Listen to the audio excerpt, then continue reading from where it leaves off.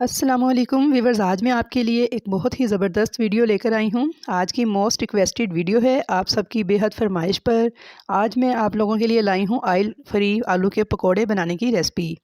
मैंने पहले आपके साथ प्याज वाले पकोड़े बिना ऑयल के बनाने की रेसिपी शेयर की थी, जिसे आप लोगों ने बेहद पसंद किया था। और साथ में मेरे पास कुछ ऐसे कमेंट्स भी आए थे कि प्याज आजकल महंगे हैं, आप हमें प्याज के बजाय आलू के पकोड़ों की रेसिपी बताएं। तो आप सबकी बेहद फरमाइश पर मैंने आप सबकी रिक्वेस्ट पूरी कर दी है।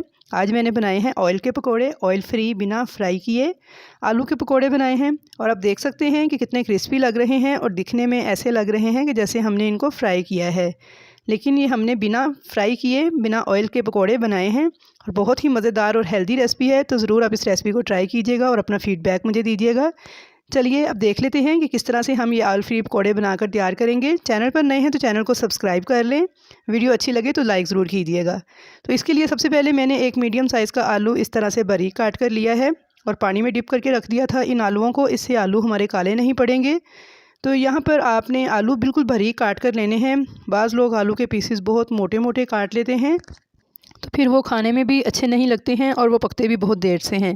तो यहाँ देखिए इस तरह से बारीक काटिंग आपने कर लेनी है। मैंने ब्रोनो कटर की मदद से ये कटिंग की है। ब्रोनो कटर से सब्जियां काटने का जो तरीका है उसकी वीडियो मेरे चैनल पर मौजूद है, वहाँ से देख सकते हैं। और चाहे तो छुरी से भी काट सकते हैं, सेम एक ही साइज़ होना चाहिए सारे आलूओं का। तो चलिए अब इसका बैटर तैयार करते हैं। तो उसके लिए एक बाउल में सबसे पहले आधा कप बेसन लेंगे। अब इसमें मुट्ठी भर हरा धनिया डाल देंगे, नमक डाल देंगे इसमें हस्बे ज़रूरत। मैंने तकरीबन इसमें हाफ़ टी स्पून के बराबर ऐड किया है।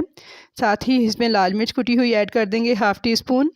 आधा चम्मच साबुत सफ़ेद ज़ीरा ऐड कर देंगे और एक पिंच फूड कलर येलो जो है इसमें ऐड करेंगे। इससे कलर खूबसूरत लगता है दिखने में, चाहे तो स्किप भी कर सकते हैं।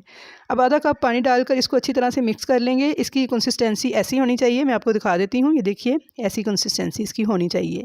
तो चलिए अब पकौड़े बनाना शुरू करते हैं। तो यहाँ पर मैंने नॉन स्टिक फ्राइंग पैन लिया है और इसमें 1 टेबल स्पून कुकिंग ऑयल डाल देंगे। सिर्फ इसको ग्रीस करना है, वो भी सिर्फ इसलिए कि ये पकौड़े हमारे चिपकेंगे नहीं नीचे तय के साथ।